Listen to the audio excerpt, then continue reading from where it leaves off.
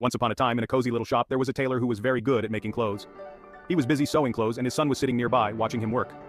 The tailor took a new piece of cloth and cut it into smaller pieces with his beautiful shiny scissors. Then he placed the scissors on the floor near his leg and started sewing the cloth with a needle. After finishing the sewing, he took the small needle and stuck it in the hat on his head to keep it safe. His son was very curious and asked, "Father, the scissors are so shiny and beautiful. Why do you put them on the floor? The needle is tiny and not very pretty, but you put it in your hat. Why is that?" The tailor smiled and said, "You are right, my son. The scissors are beautiful and valuable, but they are used to cut things apart. The needle is small and not as pretty, but it is used to sew things together. This shows us that a person's worth is determined by their actions, not by their appearance." The son thought for a moment and said, "I understand, father. We should be like the needle and bring people together."